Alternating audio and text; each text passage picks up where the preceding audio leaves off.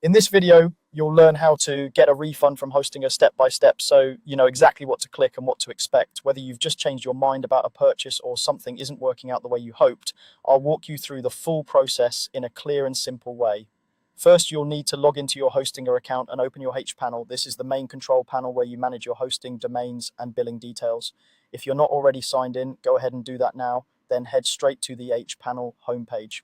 Once you're in H-panel, look for the billing section. This is usually on the main menu or sidebar.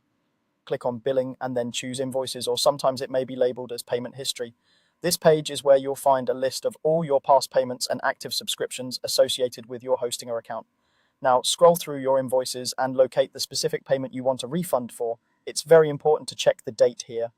Hostinger typically offers refunds only within a 30-day money-back period for eligible services.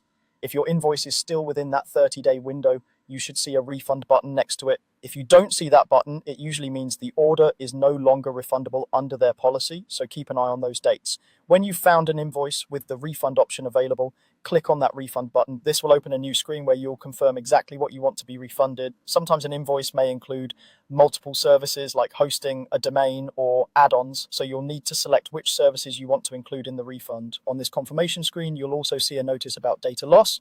Hostinger will ask you to check a box acknowledging that any data associated with the services you're refunding will be deleted.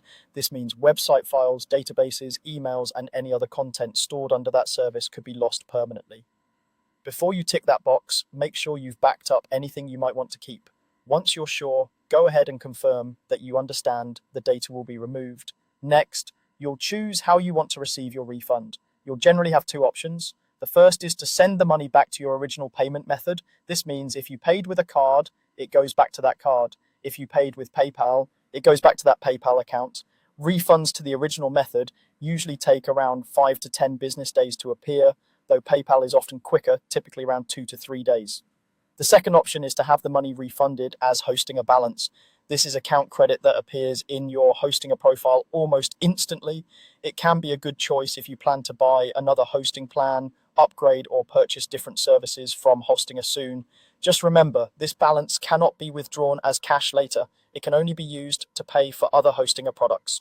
Once you've selected your preferred refund method and reviewed your choices, click Submit to finalize the request. After that, your part is done. You can keep an eye on your email or your Hostinger account for confirmation and status updates. That's all there is to it. By following these steps, you can request a refund from Hostinger confidently and know exactly what will happen with your services and your money.